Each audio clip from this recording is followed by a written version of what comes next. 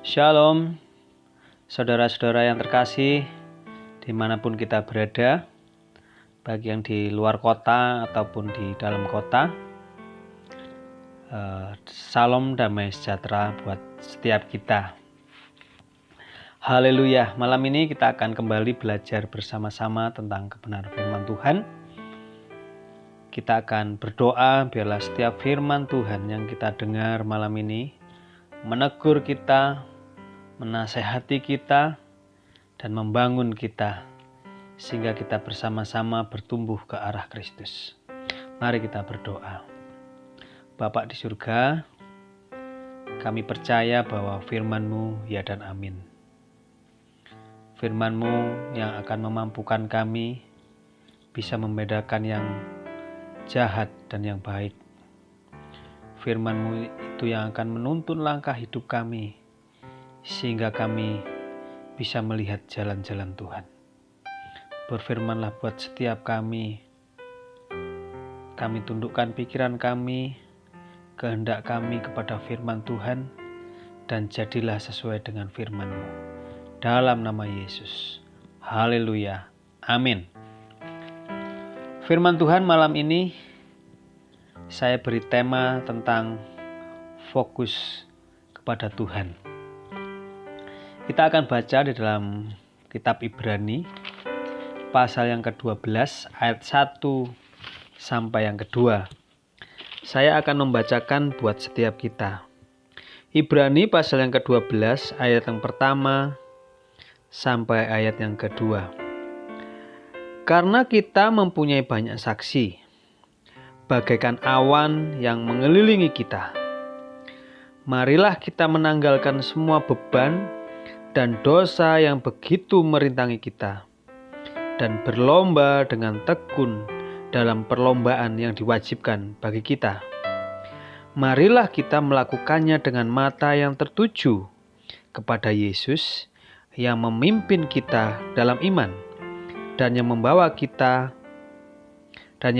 iman kita itu kepada kesempurnaan, yang dengan mengabaikan kehinaan tekun memikul salib, ganti sukacita yang disediakan bagi Dia yang sekarang duduk di sebelah kanan tahta Allah. Amin. Ada dua hal yang ingin saya bagikan malam ini.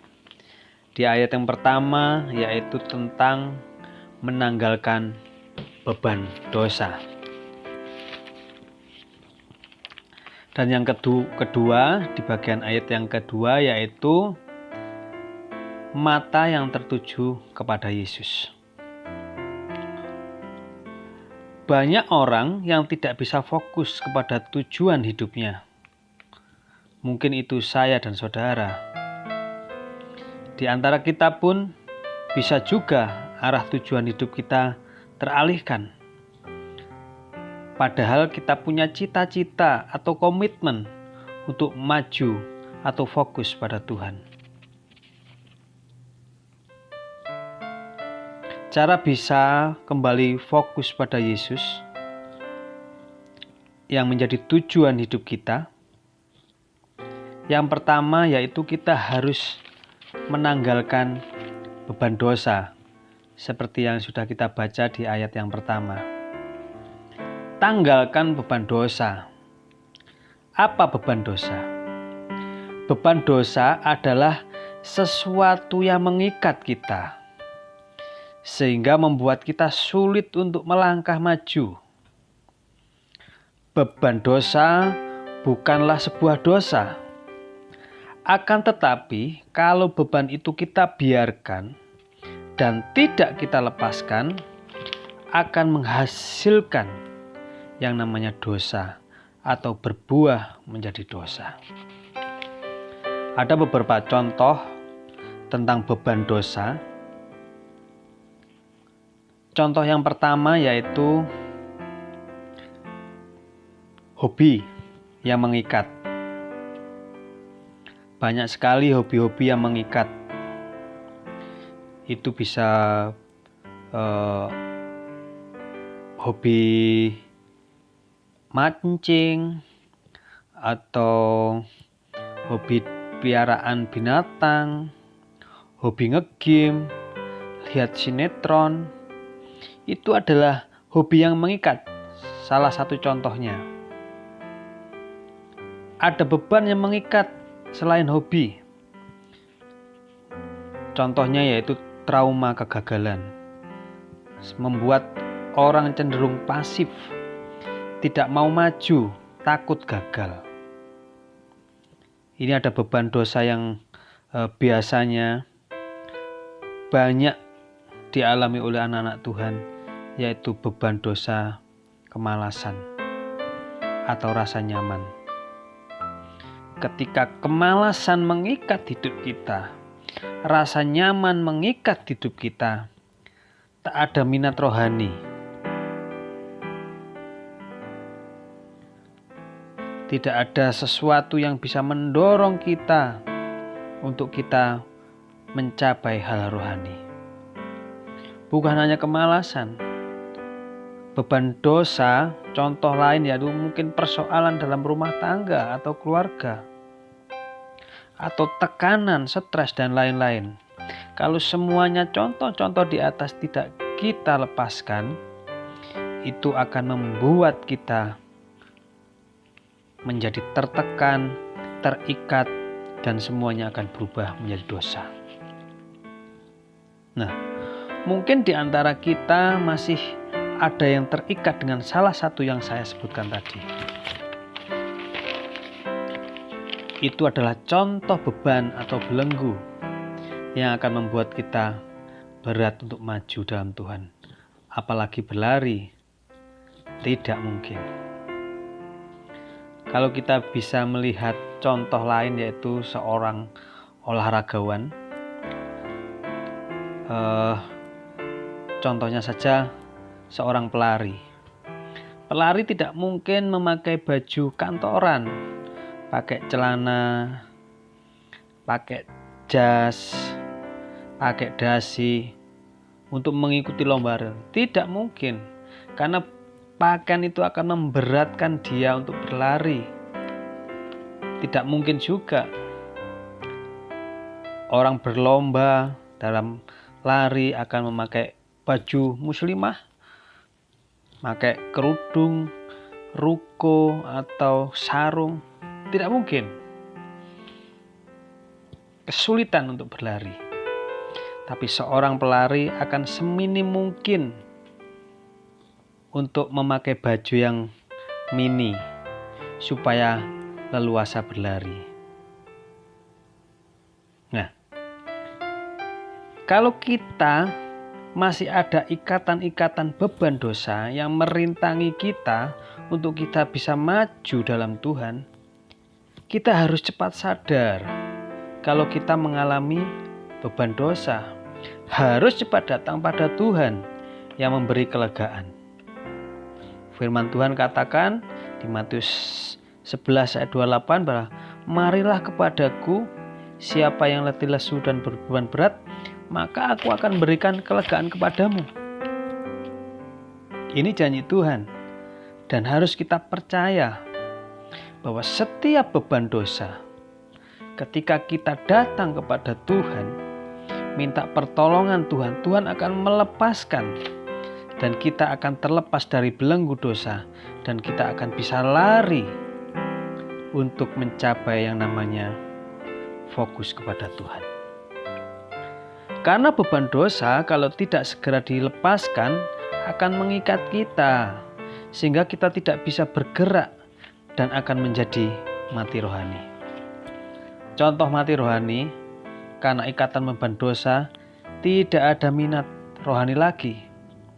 Kalau ada diajak komsel, no.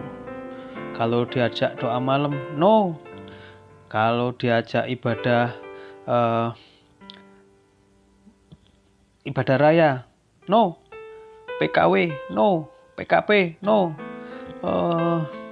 Tanya jawab Alkitab, no. Dan dikasih embel-embel alasan yang banyak sekali. Itu adalah ciri-ciri orang mati rohani kalau tidak ada minat untuk melakukan yang baik dalam Tuhan. Nah, Seberapa banyak di antara kita yang mengalami ikatan beban dosa? Mari kita cepat datang sama Tuhan. Kita harus memenuhi panggilan Tuhan, karena Dia akan melegakan hidup kita. Firman Tuhan berkata bahwa kalau kita mengaku dosa kita, Tuhan itu setia dan adil akan mengampuni dosa kita.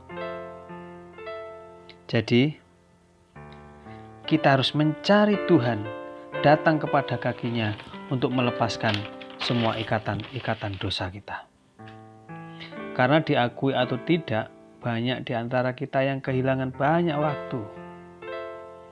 Coba kita dengan cara yang sederhana saja. Berapa lama kita mempunyai waktu untuk saat teduh? Baca firman dan berdoa. Berapa lama? Berapa banyak kita lihat TV atau bermain handphone atau menuruti hobi yang mengikat? Coba saudara dan saya merenung, berapa banyak waktu yang kita berikan kepada Tuhan? Sangat sedikit. Oleh sebab itu, malam ini firman Tuhan mengingatkan kita, tanggalkan semua beban yang merintangi untuk kita bisa fokus kepada Tuhan. Sekarang mari kita putuskan, cari Tuhan, cari Tuhan. Ada beberapa cara untuk bisa fokus kembali kepada tujuan hidup kita. Saya belajar ada 3 hal. Ini bisa salah satu contoh yang bisa membuat kita bisa kembali fokus, yaitu jangan memandang keadaan. Karena ketika kita memandang keadaan sekarang, kita bisa kecewa, apalagi kalau keadaan tidak sesuai dengan harapan. Banyak orang yang putus asa karena keadaannya. Di PHK, usahanya sepi, atau keadaan tubuhnya kurang sehat. Itu kalau dipandang terus, fokus kita sama Tuhan akan teralihkan. Oleh sebab itu, jangan memandang keadaan, tapi kita harus pandang Yesus. Yang kedua, jangan memandang manusia. Manusia sering mengecewakan. Bahkan firman Tuhan mengatakan, terkutuklah orang yang mengandalkan manusia. Manusia tidak bisa kita andalkan. Kalau kita mengandalkan manusia, ujung-ujungnya mengecewakan. Dan ketika kita mulai menyondongkan hati kita kepada manusia, pandangan kita teralihkan dan kita akan menjadi kecewa. Yang ketiga, jangan memandang diri sendiri. Karena diri kita itu sebetulnya lemah. Kita tidak bisa melakukan tanpa pertolongan Tuhan. Jadi kalau kita memandang diri sendiri, kita akan kecewa. Dan pandangan kita akan berubah. Tidak lagi kepada Tuhan, tapi kepada penyesalan, kepada keputusasaan.